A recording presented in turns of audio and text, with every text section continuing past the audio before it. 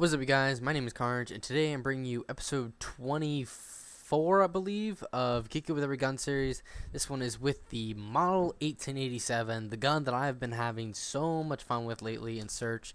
It's one of those guns that it just has something about it. It's one of those guns where it's just like it's so fulfilling when you get a kill with it that it almost makes the gun fun to use. Whereas like when you get a kill with an MP7, you're like, oh, okay, I probably should have gotten that kill to begin with. Or if you get a kill with the ACR, it's not like you're overwhelmed with joy, unless if it's like that gets you to your kill streak or you get a mob using it or something like that. But when you get a kill with the model, same with probably any sniper, you get a little bit of a feeling like that took a little bit of skill. It took a little bit of my placement, took a little bit of my shot, that kind of stuff, because it's not exactly the easiest gun to use.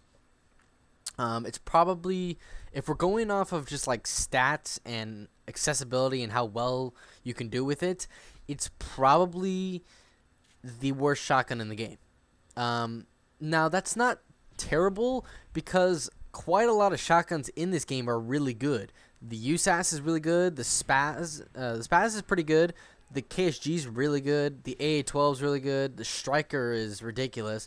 So to say it's the worst of a really good category of guns really doesn't show that it's like it's a terrible gun, because it really isn't. I mean, when you get damage on this thing, it's usable. I'm not gonna say it's one of those guns where you'll be going 12-0, 13-0 consistently every game. I mean, because it clearly won't. This is only like the 4th or 5th time I've done this good with the model.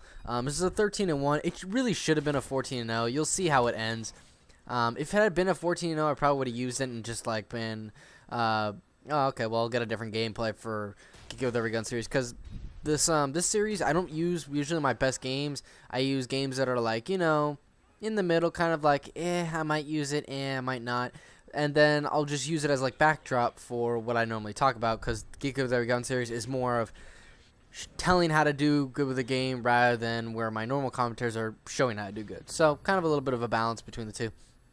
So anyway, let's move on. Spent the first 2.5 minutes of this commentary just not even really talking about what I normally talk about, but still got a good 6 minutes left. So I'll just start off with best attachment. None of them, because there is no attachment. It's the only gun in the game that is a primary that has no attachment, and it's too bad. It's too bad they didn't bring like what they had in MW2. They obviously couldn't add FMJ. Well, actually, backdrop. In MW2, there was 2 attachments for the Model 1887. There was dual wield, which was akimbo, and there was there was FMJ. But FMJ has been made into proficiency now, so that's automatically gone. So the only thing they really could have done, if they're just going off of MW2 stuff, is they could have put akimbo shotguns. But my guess is people probably would have had a problem with that because of how big of a problem it was when the game first came out with the models, and they reduced them so bad to the point where it really wasn't even fun to use them because you couldn't do anything. So personally, I wish they would have made a attachment that was like faster lever, because you know it's a lever action, so you could have like an attachment that makes the lever, you cock the lever faster. Because there are people that like use Winchesters and shit like that, which is the style of gun that won the West, or as it's known. But it has the lever action guns, like old, about like 1870s, 1880s guns are basically the guns you see in the Westerns on TV, and those were like lever action guns where you'd see them reloading. They were single shot, obviously, and they were reloading, but under usually where they were putting their offhand, and they would push it down to the bottom and then pull it back up to cock the next shot into the barrel. So I would have liked to see attachment. Maybe if they bring the model back to Black Ops, I would like to see an attachment where they make a faster lever action for an attachment. So instead of it being 1 second in between shots, maybe it makes it 0.8 or like 0.85. Not enough to fully like completely make the thing overpowered, but enough to be like you're rewarded for getting kills with it. So, moving on, the best proficiency is clearly damage. Range is not really a contender, because the thing is, the gun doesn't have enough damage to begin with, so you need damage. Range would be better on shotguns like the Yeousch or the striker, guns that have a ton of damage to begin with. And so range, I mean, clearly damage is the best for any shotgun, but range is not terrible on the Yeousch or the striker. Look at this amazing C4 throw. I'm like fucking John Elway over here. Go long. Fucking, I'm heaving shit. Anyways, best perks for this gun. Best game type for me personally is search and destroy. Shotguns really come into their own sector of usability in search. In other game modes, it's kind of a hit and miss. You could be stuck against people camping, or you could be stuck against people rushing. So you may go 20-2 one game, and you might go 20-15 the next game. It's really hit or miss.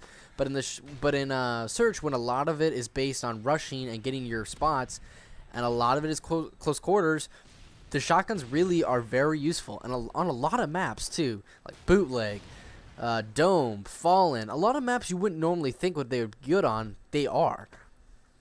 So best perks I find for search and destroy on the shotguns on this one specifically is Extreme Conditioning Pro, Hardline Pro, and SitRep Pro. Normally I would use Assassin, but I like Hardline on this gun because I need to get dead silence instantly because I need to be close to people as soon as possible. And if I can't be, you need to be able, you have to use sprint on the shotguns. You can't crouch walk the entire time, so you need dead silence to at least muffle your steps a little bit, so that when people are using SitRep, they hear you, but they don't like literally go crazy and be able to hear you that like where it's just they're hearing you from fucking 400 feet away. So I like Hardline and I like SitRep and Extreme Conditioning for the reasons obviously.